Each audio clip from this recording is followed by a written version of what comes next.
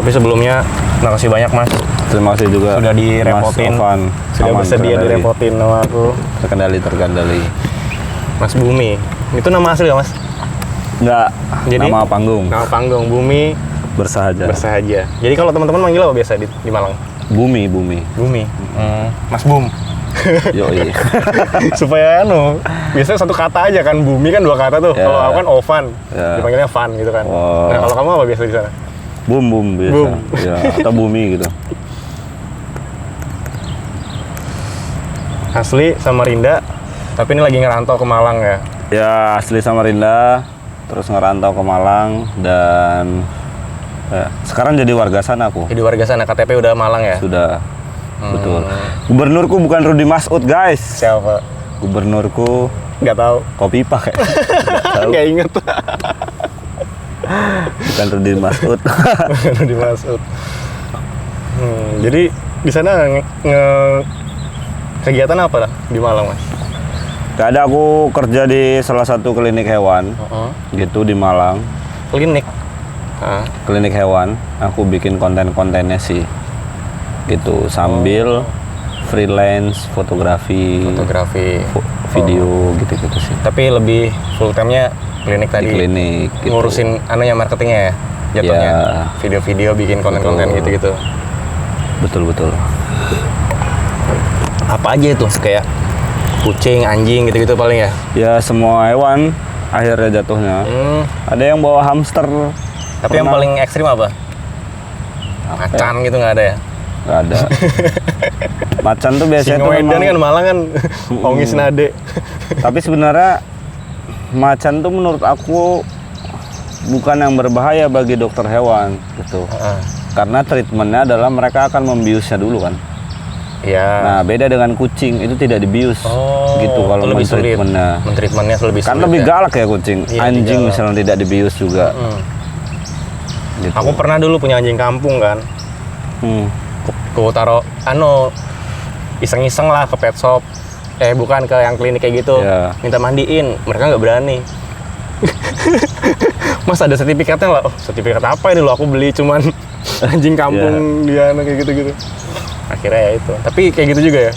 Kalau nggak jelas rasnya gitu, tetap mau diurus. Tetap kalau mau grooming tetap akan grooming gitu.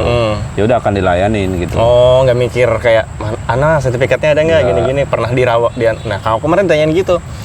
Pernah di sebelumnya Mas? Belum pernah sih, ini baru pertama kalinya. Wah, biasanya galak Mas, saya nggak berani Mas gini. Soalnya ya anjing itu memang akan nurut tuannya gitu ya. Tapi ketika sudah dengan orang lain dan deket ya mereka akan ikut-ikut aja kok. Kalau sudah terbiasa ya. Mungkin mentalnya aja nggak berani mungkin teman-teman yang ini kan. Kayak nggak berani ngambil resiko. Iya betul. Tapi kalau di musiknya di sana gimana? Ada, aku tuh baru berkecimpung di musik ya. Ekosistemnya musik ya gitu. Baru setahun inilah kurang lebih. Ini. Gitu. Itu abang ikut siapa tuh? Maksudnya apanya gitu, siapa gitu? Awalnya karena mungkin aku nganggur gitu ya. Nggak nganggur juga, akhirnya aku bingung mencari activity gitu. Dan aku harus bikin apa ya gitu, kira-kira yang ini akan menjadi wadah kita bersama gitu, menjadi kendaraan bersama buat ya memperkenalkan kita salah satunya, memperkenalkan teman-teman juga gitu. Nah akhirnya aku membikinlah podcast namanya Zebra Cross Indonesia. Zebra Cross Indonesia itu ya. Gitu. Awalnya siapa yang menyetuskan? Aku. Iya. Temenmu siapa pertama? Temen yang kamu percayakan? Ayo kita bikin yuk gini-gini. Ada nggak? Awalnya aku menyetuskan sendiri, terus aku berpikir, aku ajak beberapa teman-teman, belum oke, kurang lebih sebulan 2 bulanan, aku mencoba mengkontak Mas Berapa Cipeng. Orang tuh? Oh, satu orang itu, Cipeng itu. Mas Cipeng Bugunda Lawakwaru.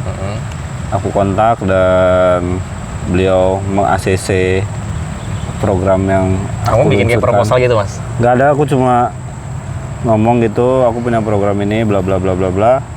Mas Cipeng hanya membalas, oke besok kita ketemuan. besok aku ketemu diskusi berdua gitu. Ya udah, oke gitu. Langsung diokein. Aku ke kampus sebenarnya karena aku tuh dulu bekerja sama dengan kampus gitu. Aku cukup berterima kasih kepada program studi ilmu komunikasi Unmer Malang gitu.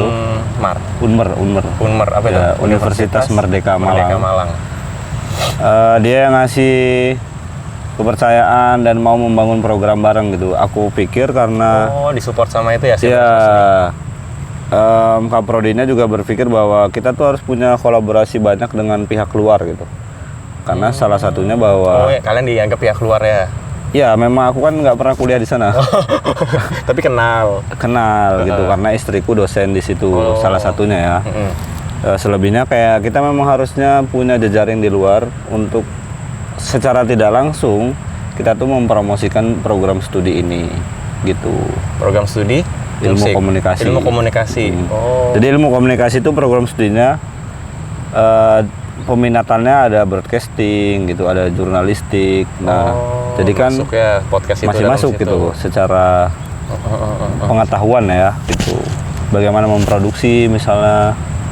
Oh, jadi yang magang tuh anak-anak kuliahan situ ya? Iya, betul. Aja, kru-krunya tuh anak-anak situ. Karena kita pikir ya kalau dia cuma kuliah terus dia tidak membangun portofolio sejak kuliah, maka waktumu akan jauh lebih lama untuk mengejar portofolio after selesai kuliah ya. Iya, kalau nggak ada itu selesai kuliah harus nyari portofolio. Iya. Sementara kalau ada kalian pihak luar yang membantu di waktu kuliah juga kalian dapat portofolio itu. Betul. Kan. Tapi kepikiran nama Zebra Cross itu di mana? Karena Zebra Cross jalanan itu atau enggak. Gimana? Awalnya aku ngajuin ke Mas Cipeng tuh, nama programnya adalah Hari-Hari Musik. Hari-Hari Musik. Terus Mas Cipeng bilang namanya terlalu biasa, nanti kita ganti namanya gitu loh.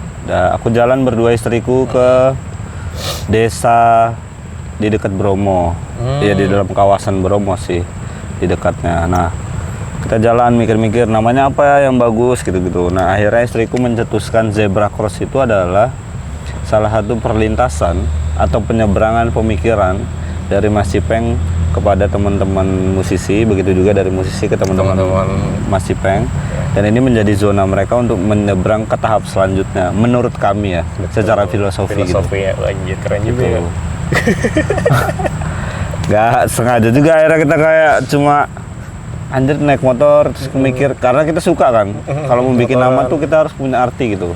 Betul. Akhirnya kita mikirin namanya apa kayak gitu. Dapatlah Zebra Cross itu. Zebra Cross itu ya. Berarti udah 2 tahun ini berjalan ya? Setahun baru. Baru setahun ini. Setahun berapa bulan lah. Pokoknya aku pertama kali itu udah terakhir episode berapa? Sekarang 97 mungkin. Wow, berarti produksinya sebulan bisa berapa kali gitu ya? Produksi kami itu seminggu sekali. Berarti sebulan 4 kali. Tayang sebulan 8 kali. 8 kali. Sebulan 8 kali. Tayang. Untuk kayak apa sih biasanya sebutannya taping ya? Taping. Nah, itu tuh gimana? Langsung di dalam 1 minggu atau? Ya setiap 1 minggu tuh. Berapa kali? Ini awalnya ya, dulu aku men-treatment itu seminggu tuh kita memang sekali, narsum 3 minimal. Terus kita upload seminggu 3 kali. Oh, jadi di hold dulu yang itu. Tapi aku setelah punya sekitar 8 konten, baru upload pertama. Tapi jadi podcast semua kan, Bang? Hah? Tapi podcast semua itu? Podcast semua, tapi aku nabung dulu 8. Baru nanti aku mulai lempar satu-satu gitu. Sehingga aku tidak kehilangan konten, tidak keterlambatan. Iya. Jadi tiap minggunya ada lah yang diposting. Betul. Karena seminggu 3 kali waktu itu. Nggak habis ya itu, di Malang masih banyak ya? Banyak. Ini juga baru sedikit ya. Baru sedikit ya, itu udah 100 itu. Wah, berarti ngeri banget. Ya setelah akhirnya kan aku jadi pengen serius ya, lebih serius awalnya kayak mungkin iseng gitu. Aku mainlah ke Jakarta. Karena salah satu temanku dan teman istriku tuh jadi tim kreatifnya Mamat Al-Katiri sama Ari Kriting, Kax Production itu. Jadi tim kreatifnya. Ke Jakarta aku pengen lihat podcast mereka. Gimana produksiannya gitu-gitu. Secara teknis tuh sebenarnya sama. Oke, ya, tapi yang aku pengen belajar adalah bagaimana mereka menyusun itu sehingga viewersnya besar misalnya. apa sih yang diperlukan. Nah, aku ngobrol dengan produsernya. Gitu, kebutuhanku waktu itu ya. Apa tuh? Bisa dibagiin? Ya, akhirnya dia ngasih tahu, kayaknya kamu terlalu sering, seminggu 3 kali, coba dikurangin, seminggu gitu. 2 kali, malah seminggu sekali. produktivitas malah bikin ya? Iya, satu itu akhirnya kayak terus thumbnail coba kamu ganti fontnya, lebih clickbait, misalnya judul sama thumbnail ini harus beda gitu-gitu. Judul sama thumbnail harus beda gitu-gitu ya. Terus kalau punya video 1 jam, kamu harus motong clippermu, harus nyediain 10, 12 yang kamu upload bareng hari itu juga misalnya. Oh, langsung 10? Iya, bareng dengan video besarnya. Ya kan treatment itu kan beda-beda ya di setiap orang gitu. Tapi kan kita kan belajar dari beliau kan, ibaratnya masnya juga belajar dari itu, dan beliau menyampaikan bahwa kalau kamu posting 1 video full, paling enggak kamu nyediain 10 clipper yang udah siap tayang gitu ya di hari itu juga. Itu langsung diposting bebarengan. 10-10-nya di akun itu, akun yang sama. Tapi dulu tuh aku nggak nerapin gitu, aku juga nerapin clipper. Tapi aku cuma minta sehari sekali gitu. Nah kayak gitu, aku masih masuk logika tuh. Kalau sehari sekali, tapi kalau langsung dalam waktu yang bersamaan 10 clipper jebret gitu, unik juga sih. Bisa dicoba sih. Karena menurut mereka, kita tuh akan ketutup sama Raffi Ahmad. Anjay, mereka udah sama Reza Arab misalnya. Udah gitu ya mas ya, saingannya udah. Ya karena ketika kamu cuma ngupload 1, ketika Raffi Ahmad punya clipper ada 100, kan hilang postinganmu. Tenggelam. Enggak, maksudnya semakin kesana tuh semakin tinggi juga ngelihatnya ya. Itu juga yang jadi pertimbangan. Ya akhirnya memang potongan-potongan itu yang memang benar-benar ngangkat buat di konten panjangnya gitu. Dan itu Mas jalanin coba? Udah jalanin, coba Mas jalanin? Gitu. Sangat ku jalanin, tapi sekarang udah karena kita nggak punya editor clipper gitu, ya udah sementara masih potongan sederhana kita sih gitu. Ya yang penting kami konsisten aja sampai detik ini. Itu kuncinya. Seru sih. Terus Mas kesini tetap jalan tapi kan di sana? Tetap jalan. Jadi kita tuh udah masih punya tabungan 10 konten ya. 10 konten masih ada ya? Yang belum tayang ya. Gitu. Ya masih dan apa ya, ketika Samarinda tuh kayak aku sih secara pribadi pengen punya koneksi dengan teman-teman di sini sih. Iya. Gitu. Secara industri kreatif ya gitu. Kamu tahu ICCN nggak? ICCN udah tahu. Indonesia Creative Center Network kalau nggak salah. Apa itu? Yaitu dari Aircraft seingatku. Aircraft mana? Aircraft Jakarta punya program yang memang itu di beberapa daerah gitu, di beberapa provinsi. Nah di sini tuh ada 3 nama, aku lupa lagi namanya siapa. Kayaknya ketuanya Fadli atau siapa gitu. Di Samarinda ada juga. Ada. Nah kalian tuh harus berkoneksi dengan orang-orang itu, guys. Supaya ya karena industri kreatif itu tidak bisa dihidupkan oleh satu orang. Namanya juga industri kreatif ya. Ekosistemnya kan harus hidup kan. Mulai dari yang nulis, mulai dari yang main musik, mulai dari yang podcastin misalnya. Apapun lah. Harus sinergi mas ya? Iya, menyusun rantai itu kan penting kan. Betul. Gitu. Boleh tuh. Ntar aku cari tahu coba cari ya. Tahu, coba. Ada teman-teman. Tahu pasti anak Samarinda nih, Pak. Tapi kayaknya wakilnya Balikpapan, seingatku 2 cowok 1 cewek gitu. Aku lihat postingannya sih. Gitu. Saya masih belum ketemu orangnya. Belum. Ya, nantilah sama-sama kita cari ya. Aku tuh concern di situ juga soalnya mas. Aku berharap, aku gini. Kan aku ngerjain asosiasi ya. Terkadang tuh nguping-nguping juga pembicaraan kayak misalnya kalau terakhir yang kemarin ku datengin itu rapatnya si ini Badan Perencanaan Pembangunan Daerah gitu singkatannya. Nah mereka Bapeda. Mereka merencanakan kayak kedepannya nih Kaltim nih gimana nih gini. Nah mereka tuh udah mulai menghilangkan migas dan batu bara. Dorongan mereka tuh lebih ke industri, lebih ke sektor hijau sama biru, laut sama hutan, perkebunan apa yang hijau-hijau gitu-gitu kan. Tapi aku berpikir itu kan mereka ya, maksudnya itu kan orang-orang tua ya. Anak muda kan nggak punya space buat ke situ ya. Maksudnya mau ngerecokin sektor itu udah isi oleh senior ya. Iya, senior. Makanya aku cuma berpikir, kayaknya industri kreatif nih. Itu yang harus kita, maksudnya di tahap kita masih kayak gini, masih kreatif, masih belum mikirin yang kayak mereka pikirin kompleks gitu.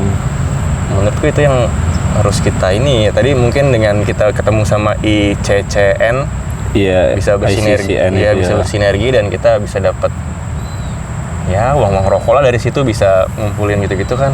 Ya aku nggak tahu ya, coba nanti kan kalian coba kan jatuhnya kan industri. Jatuhnya industri dan mereka pasti akan bikin program gitu. Nah, bagaimana akhirnya kita mau bersinergi aja gitu. Iya, itu dulu tahapnya ya. Itu dulu gitu. Menurutku. Kedua, akhirnya mau sama-sama membangun gitu. Konteks membangun nih. Pikirku hanya legasi sih saat ini ya. Berpikirnya soal duit mungkin akan datang gitu setelah kita membangun legasi gitu. Tadi. Itu versiku sih. Oh, jadi kita kerangka berpikirnya gitu ya, jangan langsung berharap. Ya kalau duit kan pasti ya is okay buatku kan, semua orang memang perlu kan. Tapi kamu pernah berpikir soal legasi dirimu akan dikenal orang sebagai apa nggak? Pernah. Aku sebenarnya terinspirasi dari film Mama Koko. Pernah nonton? Nggak pernah. Jadi itu film ini apa namanya, menceritakan budaya di Meksiko yang hari arwah itu loh. Jadi jadi ceritanya tuh singkatnya, si karakter film itu nyebrang ke dunia arwah. Dan ketemu sama salah satu arwah yang di momen itu tuh semua arwah tuh turun ke bumi untuk nemuin keluarganya, dan dia cuma sendirian di hamuk gitu kan. Terus ditanyain sama si karakter intinya itu, kenapa kamu di sini sementara yang lain gini. Dan dia jawab, di bumi sudah tidak ada yang lagi memajang fotoku gitu. Terus dari situ dia buat quote gitu yang menurutku tuh kena banget. Jadi dia bilang katanya, mati yang sebenarnya tuh bukan kayak gini, tapi ketika orang udah nggak ada yang ingat kamu gitu. Kematian itu tuh kayak gitu. Makanya kita kan bisa mati tapi kita masih bisa dikenang, artinya itu masih hidup kan. Dan itu kan ada karena kita naruh legacy tadi kan. Iya, betul. Entah itu dari karya, entah itu dari kayak karya apapun, patung kayak apa, kayak selama itu masih dinikmati sama orang di bumi kan kita masih hidup. Betul. Kalau aku malah berpikirnya gini. Gimana?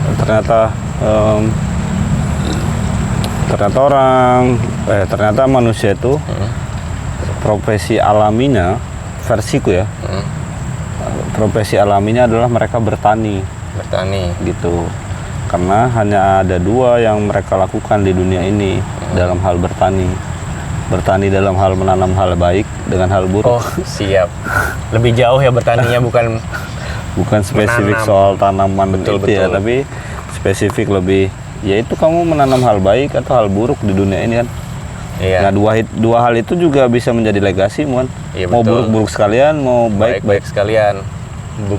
Buruk sekalian tapi bisa jadi baik bagi lingkaranmu, ya kan? Oligarki misalnya kan? Iya kan? Iya. Ya aku berpikir itu sih dengan teman-teman akhirnya kayak ngobrol. Ya ternyata kita petani gitu. Betul. Tapi di level pemahaman petani yang lebih tinggi. Wih keren. Ini aku suka ngobrol sama teman-teman yang gondrong nih. Apa? Nggak ada. Serius mas? Ya. Teman-teman gondrong nih pasti. Dia tuh in high consciousness.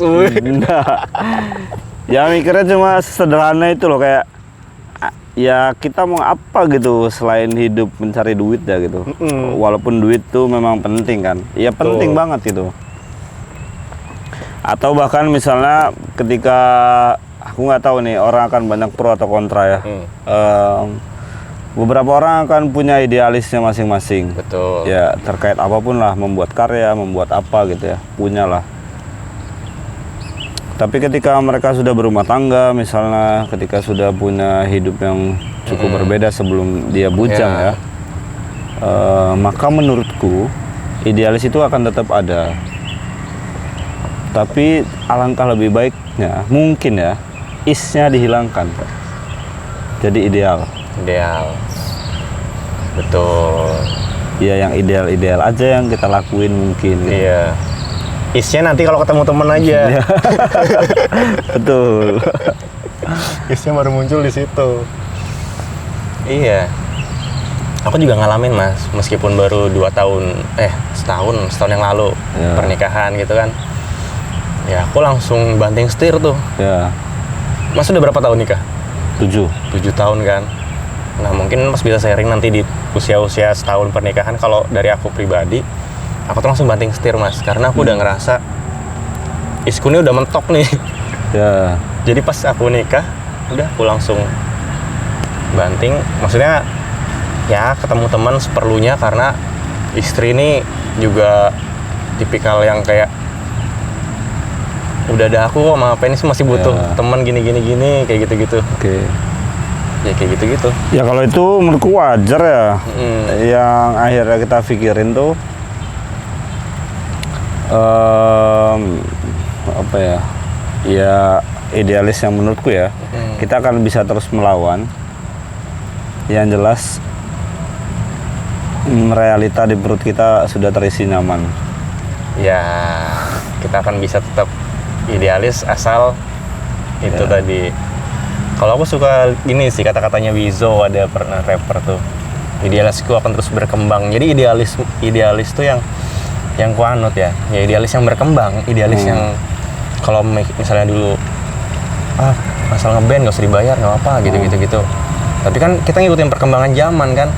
Kencing aja bayar gitu. Betul. Minimal kamu support apa kayak gitu loh. Ya aku juga misalnya ada beberapa teman mungkin yang cukup idealis ya dengan bandnya, misalnya bahkan band-band di luar ya. Tapi mereka punya set job lain kan untuk menutupi dapur. Salah satunya kayak gitu. Harusnya kayak gitu kan. Harusnya kayak gitu. Kedua, akhirnya kan bicara musik karena itu industri ya. Bicara industri pasti punya HPP. Apa modal awal memproduksi itu berapa gitu. Nggak mungkin kita akan tidak profit bicaranya. Nutupin gitu. Itu bisa lah harusnya kan. Ya karena kan kalau musik misalnya, selain personil kita tuh butuh akan menghidupin siapa lagi, kru misalnya, soundman misalnya. Kalau punya visual pakai VJ misalnya, visual joki. Belum fotografer, videografer, ya kan ya. Nah itu kan sebenarnya saling berkaitan dan aku rasa ya harus memunculkan itu saat ini gitu.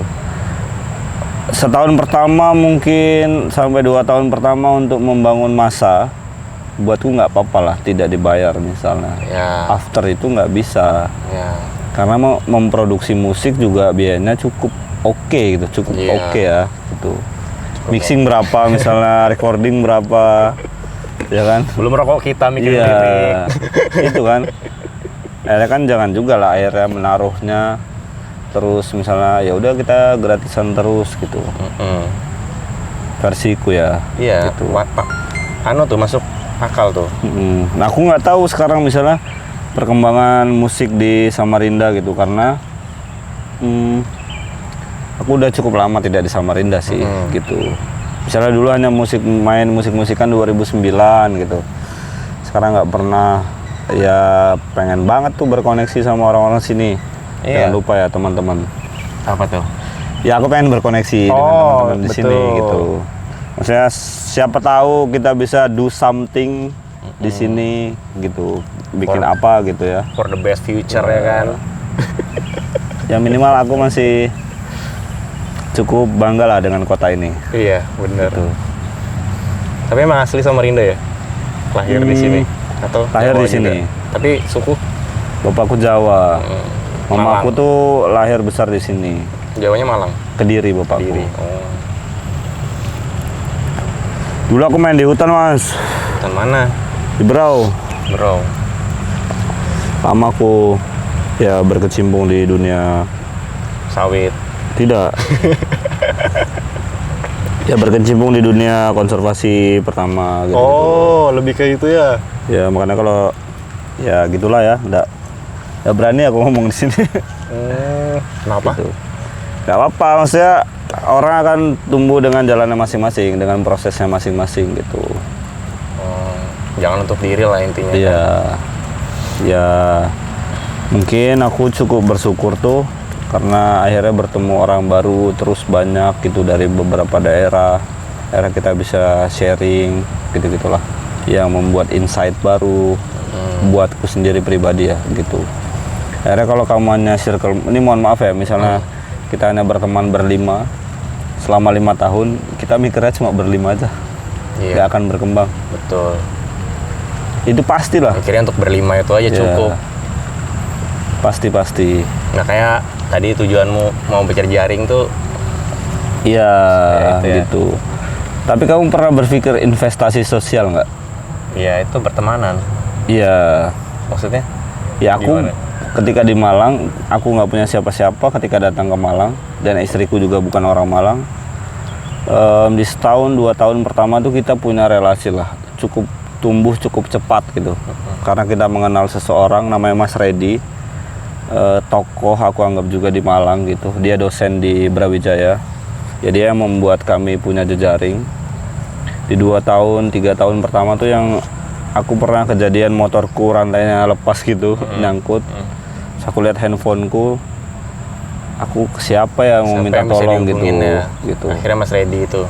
Bukan, akhirnya kayaknya aku nggak bisa ngubungin Mas Reddy, ngubungin siapa gitu dengan lokasiku saat ini ya gitu. Posisi di Malang itu? Di Malang juga, tapi kan daerahnya pelosok. Kan ya nggak juga pelosok di kota gitu. Tapi nggak punya teman mungkin aku daerah situ gitu. Jadi aku berpikir kayaknya aku harus menambah jejaring investasi sosialku gitu. Akhirnya ketemu warga sekitar, Akam sih. Aku menghubungi salah satu dokter hewan. Oh iya, terus? Ya dia yang membantu aku akhirnya gitu. Akhirnya dari situ menambah. Iya, aku terus menambah jejaring investasi sosialku lah ya. Kami anggap itu sebagai investasi sosial gitu. Ya kamu anggap aja ketika kamu tinggal di salah satu daerah, misalnya di tempatmu, kamu orang yang sering keluar dari tempatmu lah ya, pulang sebulan sekali, misalnya seminggu sekali, pulang pergi. Nah, ketika kamu tidak membangun investasi sosial di kampungmu, di tempat tinggalmu, yang kesusahan adalah ketika terjadi apa-apa dengan istri, misalnya anak suatu saat, kan nggak ada yang mengenal. Nah, itu kebutuhan yang paling harus kita lakukan, bahwa melakukan investasi sosial di masyarakat. Juga, Mas. Gitu. Kamu ngontrak kan? Mau nggak mau ikut RT itu? Harus itu. Harus. Mana aku nih, biasa dulu pas masih bujang di rumah ya udah di kamar terus ngedit gitu-gitu, jarang berjejaring di lingkaran terkecil RT itu. Ya. Mau nggak mau kemarin Mas Sanu tuh ya ada yang meninggal, ikut ngelayat, kenalan gitu-gitu.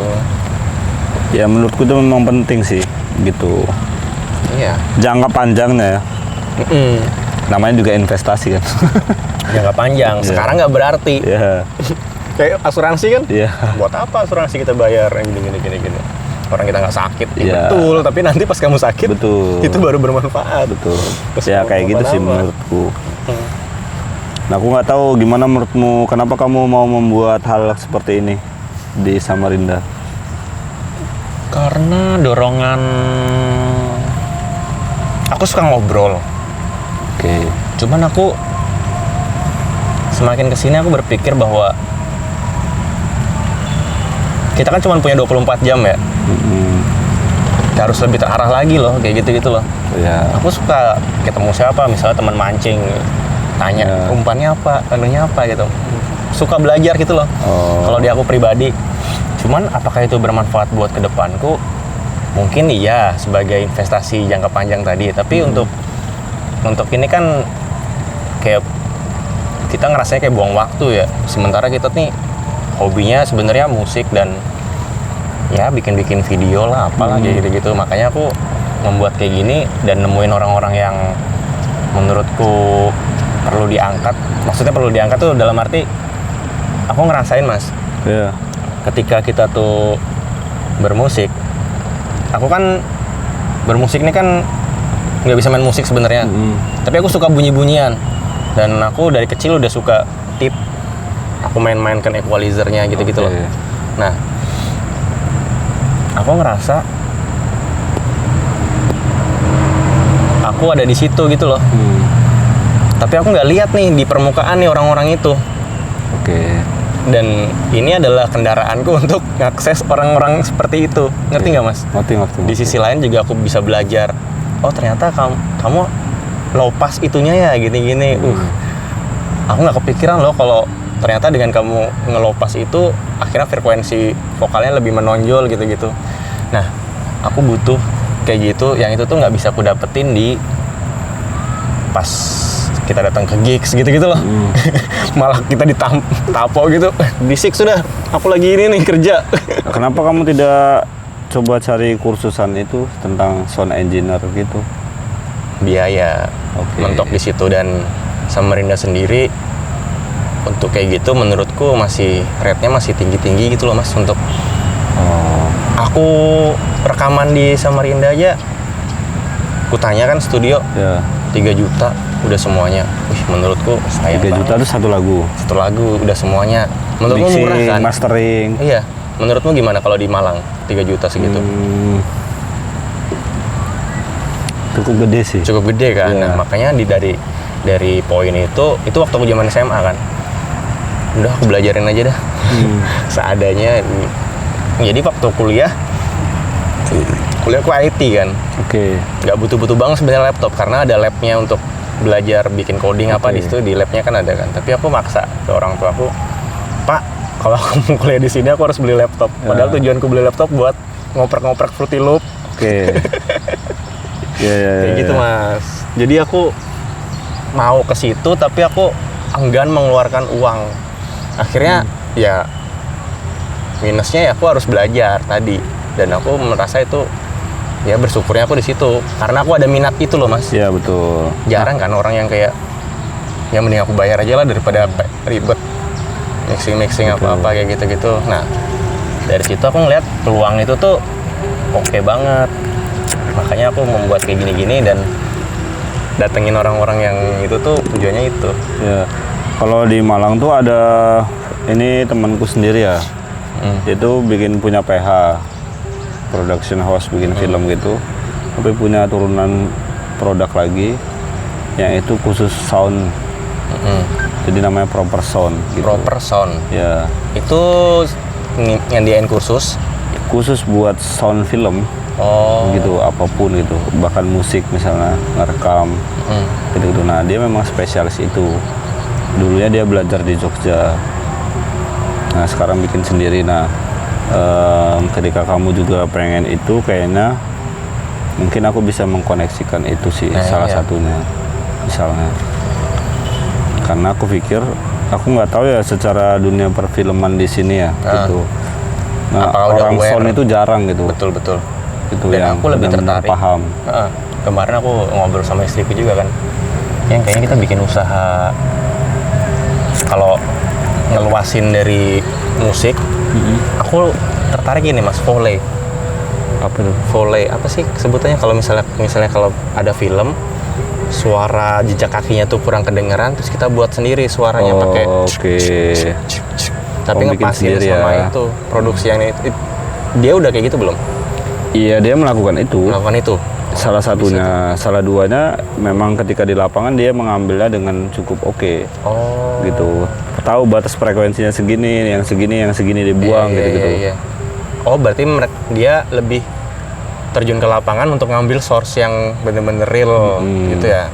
Ngebikin juga bisa, tapi memang dia keahliannya sound engineer gitu. Ya. Memang paham lah. Ini harus pakai mic apa, yang ini harus gimana, gitu-gitu. Iya. Ini pakai mixer apa. Nah itu. Review di Malang dia. Di Malang. Nah salah satu founder PH-nya tuh seingatku orang Samarinda atau Balikpapan gitu. Masa? Yang punya PH-nya itu malah? Tapi engineer-nya dia? Iya kan mereka bertim kan? Iya tim. Iya. Gitu. Sama-sama founder tapi yang salah satunya tuh orang Samarinda seingatku. tadi kita sempat ngobrol kan, Masnya katanya nanti bulan depan ada rencana bikin film itu di? Iya, bikin itu film di Wahau. dari Malang anunya. Apanya? Job atau apanya gitu? Enggak, kita ngajuin sebenarnya di kementerian. Tapi sama teman-teman Malang nih? Iya, sutradaranya istriku. Produsernya ada orang Purwokerto, seingatku. Iya. Gitu-gitulah. Aku Cilacap, Mas. Lahir di Cilacap. Deket sama Purwokerto tadi itu. Terus gimana? Ya kita ngajuin aja ke salah satu kementerian gitu. Memang mereka punya ya, namanya Dana Indonesiana. Nah udah kita ajuin, ya proposalnya lolos untuk kita garap gitu sih. Dan lokasi syutingnya di Wahau. Tapi udah pernah ke Wahau sebelumnya? Ya itu selama aku di Berau tuh mainanku daerah situ. Oh, berarti sampai udah ada gambaran mau ngambil di mana, apa di mana gitu itu sudah. Sampai ke ujungnya Pulau Kalimantan yang Kalimantan Timur di ujung tuh udah pernah aku di peta tuh. Berau. Ya Berau tapi paling ujung. Tembusannya Kutim. Jadi biduk-biduk masih ke sana lagi. Ada desa belum paling sampai ujung. Belum sampai ya, Kaltara belum. Oh enggak, Kaltara kan ke utara ya. Dia ke timur. Ke timur. Gitu. Udah pernah aku sampai sana lah gitu. Wah. Luas juga jangkauanmu nih ya. Enggak juga, masih banyak yang lebih luas lah daripada aku ya kan. Tapi gimana menurutmu skena permusikan di Samarinda, Anjay? Seru, berkembang. Nggak tahu. Menurutku iya. Karena mungkin ngelihat maksudnya pengaruh globalisasi nih ya. Menurutku iya, karena pengaruh globalisasi akhirnya mereka tuh gampang akses gitu loh ke luar-luar gitu, akhirnya bawa ke sini udah dengan apa ya? Udah dengan ya pakemnya dia gitu loh. Udah nggak perlu diajarin lagi lah teman-teman. Menurutku gitu. Oke sih menurutku, Mas. Iya. Kalau kamu ngebacanya gimana? Ya aku mungkin yang belum terlalu ngulik misalnya. Aku dengar nama Murphy Radio itu setelah mereka tur di Jawa. Oh iya betul. Seingatku. Mainlah mereka di Malang, di Surabaya gitu ya. Iya. Aku baru tahu itu band Samarinda, baru tahu juga di situ gitu. Kenalan dengan anak sini juga gitu. Oh berarti mereka sempat ke Malang, kamu nemuin? Aku nggak nemuin, aku nggak tahu. Denger aja. Ya, Samarinda ya gitu. Saya kayak tahun lalu kan dapat program dari Ekraf ya mereka ya, soal musik video. Nah di Malang juga dapat juga gitu. Karena aku pernah podcastin direktur musiknya. Direktur musiknya si Murphy Radio tadi. Direktur musik Ekraf Kaltim. Kementerian Jakarta Pusat. Oh. Aku udah pernah podcastin. Apa insight yang kamu dapat? Ya sudut pandangnya cukup luas. Ternyata orang selaku direkturnya memandang musik tuh cukup oke lah. Gitu. Tidak mengkotak-kotakan musik gitu. Dan dia memang berhitung soal seberapa jauh dampak musik dengan ekonomi, seberapa banyak ekonomi yang terdampak gitu, dari musik gitu. Gitu-gitu sih, kayak ya nanti bisa lah nonton ya di podcastan Zebra Cross. Iya, Zebra Cross. Ada. Ke situ nah. Judulnya apa? Ingat nggak? Ya, direktur musik pokoknya aku. Direktur musik. Ya. Kata kuncinya itu. Direktur musik, cari searching di YouTube-nya direktur musik Zebra Cross. Ya. Ya digali tuh. Akhirnya tuh kayak dia selalu berpikir kayak gitu loh. Kayak misalnya ketika bikin musik video itu berapa orang yang terdampak secara ekonomi gitu. Gitu. Jumlahnya. Berarti kan ada supir, ada yang buat makan, ada homestay, ada banyak lah ya. Dia kru-kru gitu. Ya, lebih luas lagi berarti. Iya kan harus melihatnya kayak gitu.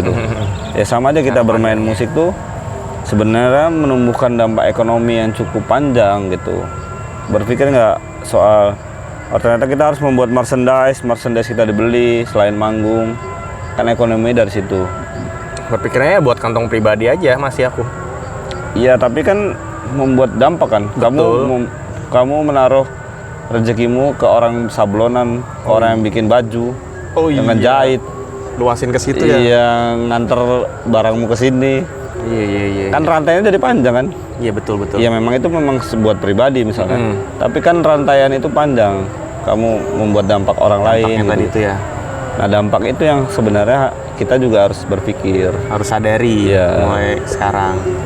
Betul. Ya cukup keren lah menurutku direktur musik yang saat ini ya, Pak Amin namanya. Dia juga punya single sendiri, punya karya sendiri. Serius aku. Kapan lagi direktur musik kayak gitu coba? Gaul ya, Ya. menyelam dia ke dunianya langsung. Nah kalau waktu itu kayaknya seingatku yang kesini itu Pak Menterinya langsung. Menteri Ekraf itu. Seingatku ya. Iya sih, harus berjejaring ke situ. Ya aku juga nggak sengaja karena waktu itu aku menjadi tim visualnya ngambil dokumentasi lah ya acara Museum Musik Indonesia di Malang. Mereka bikin pertemuan dengan inisiator musik dari Malaysia, dari Thailand, terus dari Ambon, orang-orang kementerian sama dosen-dosen gitu bicarain soal musik gitu. Salah satunya adalah kenapa Ambon menjadi kota musik yang diakuin oleh UNESCO gitu. Nah itu yang menjadi inisiatornya adalah Pak Roni Lumpis. Roni Lupis kayak lupa aku itulah ya. Nah dia menginisiatorkan itu. Tapi kalau kamu ngebaca Samarinda gimana mas? Apakah ada potensinya ke arah mana gitu? Secara industri kreatif harusnya Samarinda cukup oke. Versiku ya oke tuh. Ini hanya tinggal mengkoneksikan aja. Mengoneksikan kayak punya visi yang sama, terus ngebikin sesuatu hal yang ya udah ini akan jadi landmark di Samarinda. Nah itu yang belum terbangun menurutku. Iya, landmark tadi itu ya. Ya. Nah, akhirnya kenapa kami membangun Zebra Cross tuh? Salah satunya kami pengen setara lah, minimal setara dengan Pelatar di Jakarta. Oh Jakarta Pelatar itu ya. Gitu, setara tuh dalam artian ya kami bisa menampung dan mempromosiin teman-teman di daerah-daerah Jawa Timur gitu, seputaran Jawa Timur untuk kita podcastin, memperkenalkan mereka ke halayak yang lebih luas. Nah aku berharap tuh di sini juga ada gitu. Yang kayak gitu. Betul. Ya orang datang ke sini tahu dong itu pasti itu. Nah kami juga mau memunculkan itu Di Malang. ya. Tapi kenapa kamu nggak di Samarinda aja mas? Ya karena istriku jadi dosen sih. Tapi nanti kalau gak untuk kemungkinan kan, misalnya udah selesai. Enggak, aku sudah jadi warga sana. Warga sana ya? Ya sudah pindah. Oh.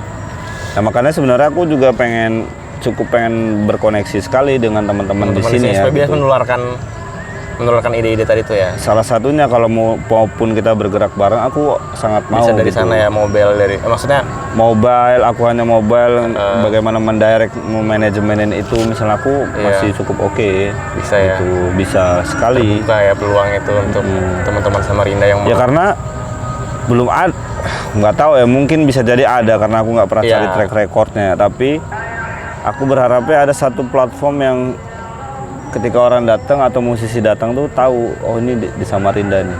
Oh. Nah itu menurutku menjadi landmark yang minimal ketika Samarinda punya band-band dari Bontang, dari Sangatta, dari Balikpapan, Tenggarong misalnya, ya kumpul di situ. Ini wadah kami bersama secara Kalimantan Timur ya. Iya. Kan gitu tuh. Secara Timur Kalimantan. Kalau aku lebih suka nyebutnya Timur Kalimantan sih daripada Kalimantan Timur. Kenapa? Kalimantan Timur pemprov banget. Pemprov banget. Dan ini kan underground ya. Ya betul. Jadi Timur Kalimantan. Tapi kan yang penting di dalamnya tidak perlu ada keluarga. Gimana tuh? Kalau Timur Kalimantan. Tidak perlu ada keluarga gimana? Iya, tidak selalu ada dinasti keluarga. Oligarki. Iya betul. Keluarganya keluarga kita ini. Iya. Keluarga satu lokian. Satu lokian. Ya itu yang aku berharap, aku pengen koneksi itu sih sebenarnya di Samarinda dengan teman-teman itu ya. Salah satunya itu. Kedua kayak ketika teman-teman punya rilisan, album, EP atau single, ketika mau melempar ke kami welcome sekali. Iya ya, kayak Gitu. kemarin teman-teman tanpa kelas tuh juga. Iya. Aku dapat info dari situ. Iya. Salah Ya. satu ini ya. Ada beberapa teman mungkin yang mohon maaf kayak ya kami ini siapa band lokal gitu misalnya ya kadang kalimatnya. merasa minder gitu mas. Ya versiku semua daerah tuh lokal aja gitu. Iya kan? Ya akan beda comparannya ketika kayak Erik Sukamti waktu diwawancarai oleh Soleh Solihun soal musik. Erik Sukamti bilang ya kami ini manggung terkenal di Jogja, semua orang tahu Jogja. Ketika kami manggung di Jakarta, kami tetap dianggap lokal dan kami susah bertumbuhnya cukup lebih panjang daripada teman-teman di Jakarta gitu. Karena secara industri mereka memang sudah hidup gitu, panggungnya banyak gitu. Yang mana? Yang Jakarta? Di Jakarta. Oh benar. Ya kan. Beda sekarang masanya. Ketika sekarang akan lebih mudah karena digital sudah berhamburan di mana-mana gitu. Semua orang bisa akses.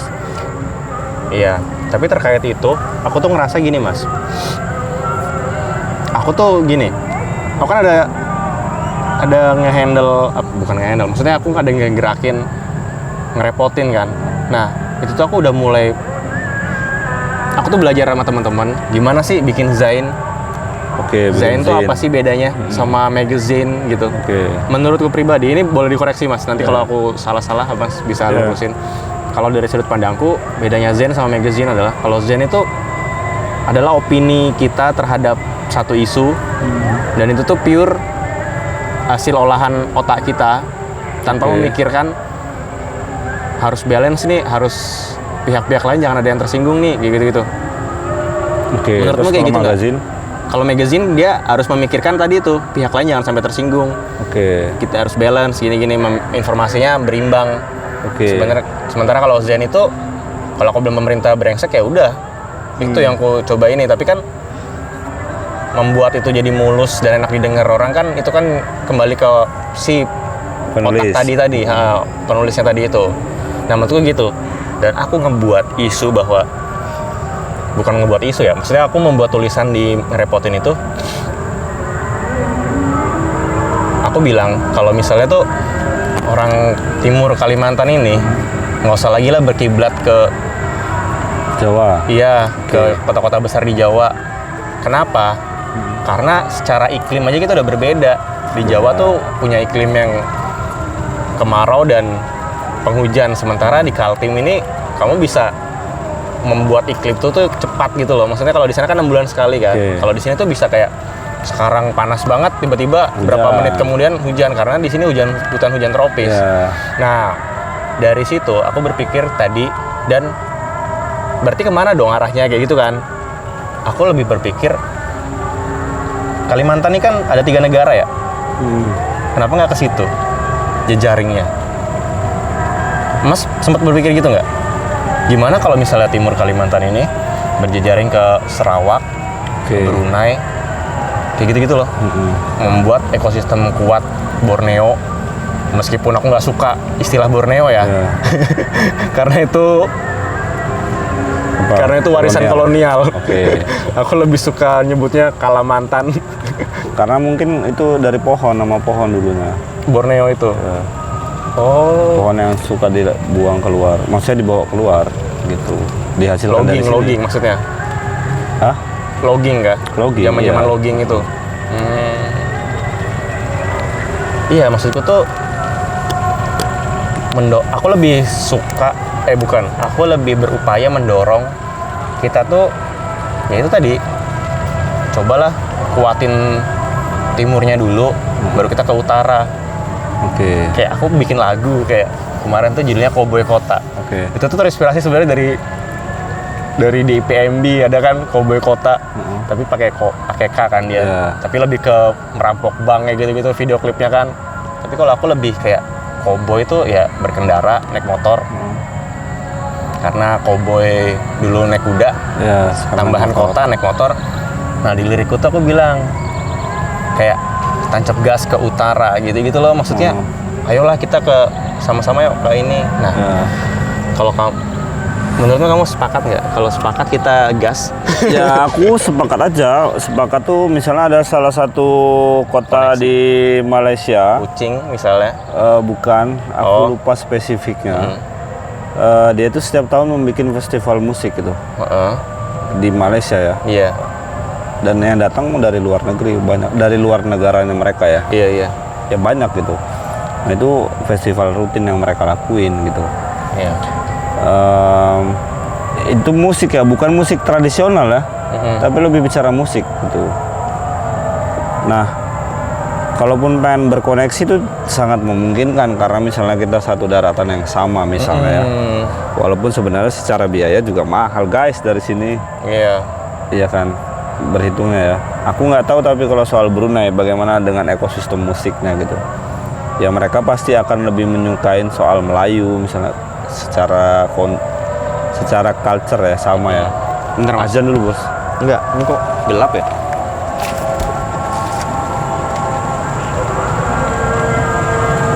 Tempatnya kemarin mereka presentasi ketika di Malang waktu itu.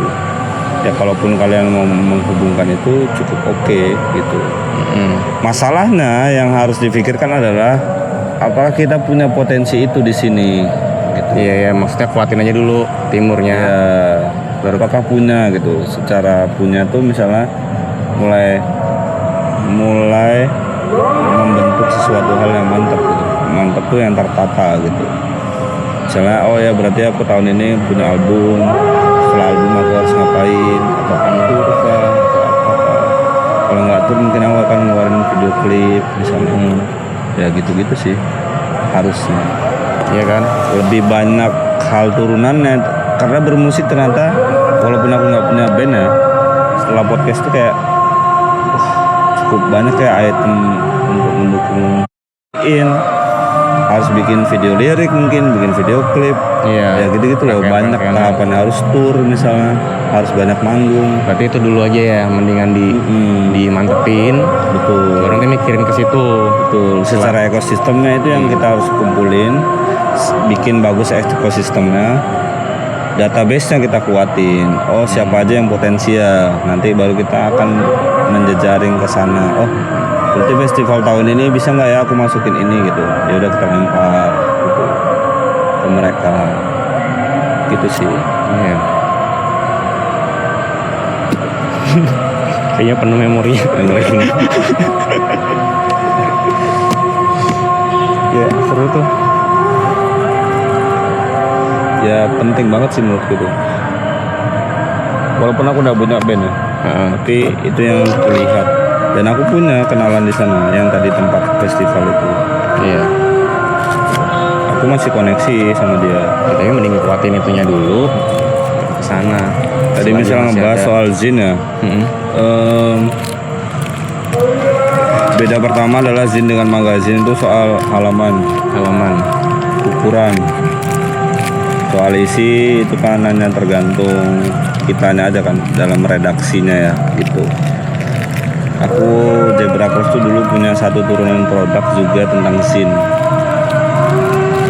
Tapi kami baru mengeluarkan satu waktu itu. Ya bahkan kami mikir kayak kita pengen ngeluarin aja misalnya. Tapi kamu tidak punya spesifikasi gitu. Ya udah kamu akan membuat zinnya secara umum, aku anggap ya misalnya tidak punya spesifikasi yang. Ya udah aku akan misalnya membahas musiknya dari sisi apa ya, dari sisi produksinya misalnya. Ya udah kamu akan membahas itu terus secara jinmu. Kamu akan mengulas semua band secara produksi. Kenapa mereka besar, begitu loh. Nah, ya nanti orang akan lebih tahu kamu secara spesifik versiku ya. Maksudnya mantepin di satu titik fokus itu. Ya, cara kamu mengulasnya kan akhirnya. Misalnya kenapa Kompas TV atau kenapa Mojok lebih oke. Warta Mojok itu lebih oke ketika menulis. Iya, karena dia punya satu fokus yang dari awal tuh memang arahnya ke situ. Dan cara penulisannya juga lebih isi, lebih mudah, nggak boring dengan diksi-diksi yang terlalu ribet misalnya kayak gitu. Oh mending kayak gitu ya. Kalau ini versiku ya. Masukan dari masnya. Iya betul. Jadi akhirnya tuh aku sih berpikirnya kayak ya itu jadi legasimu, orang akan berpikir ke kamu gitu loh. Bukan hanya kemauan kita, memang ini kemauan kita kan secara idealis kita kan. Tapi bagaimana ini juga menjadi ruang kita untuk mengabarkan teman-teman yang lain gitu. Dalam isi hal produktif misalnya. Gitu sih. Seru tuh, kayaknya kita harus geser ya Mas. Makasih banyak ya udah. Terima kasih banyak Mas. Juga aman terkendali.